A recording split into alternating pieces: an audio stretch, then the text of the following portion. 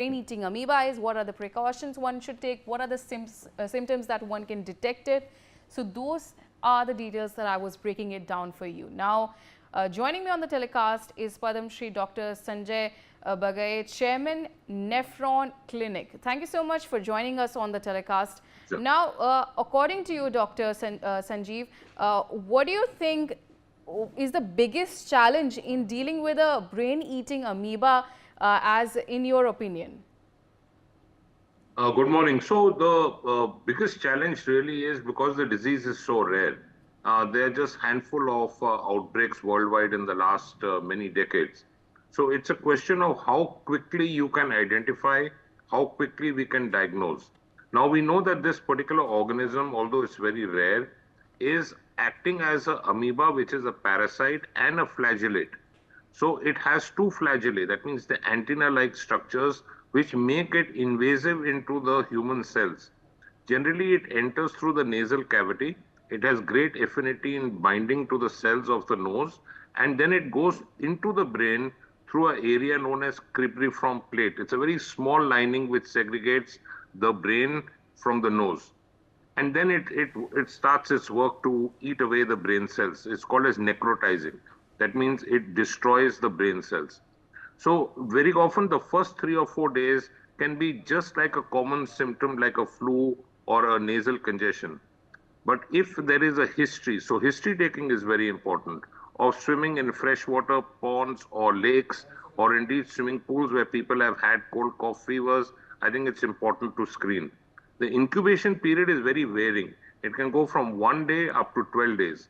But if the symptoms set in, then the case fatality is very high, almost up to 95–99%.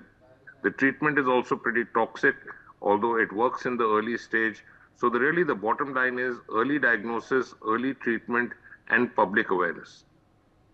And my last question to you is, firstly, that Kerala has 5.5 million wells, 55,000 ponds, and this year 70 plus cases and 19 deaths from this brain-eating amoeba, which is found in warm fresh water. So in terms of your assessment, how can one avoid this, especially when we're talking about doctors treating this and the drug that is being used to cure this as well? Yeah, so I think swimming pools need to be cleaned more regularly. They need to be screened at least once a week as public swimming pools. The chlorine levels need to be checked. Water samples need to be tested frequently. The water pump needs deep cleaning. But with regards to public messaging, I think we should avoid open ponds, lakes where people normally go for taking a dip. And in case you're going in somewhere where you're uncertain, wear a nose clip.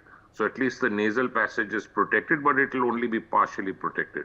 If there are any symptoms, inform your doctor. Don't self-treat, don't self-medicate at home. The routine antibiotics don't work. The treatment for this is an old antifungal. It's a pretty toxic and a pretty heavy drug called as amphotericin B. And there are newer antivirals, also antiparasitic, which have been used, along with steroids and supportive care. The real disease is in the meninges, means the lining covering the brain, and meningitis, that means inflammation of the brain cells itself. So normally people in the late stages will have convulsions, which we call as seizures, severe headaches, vomiting, neck stiffness, and then ultimately coma and death.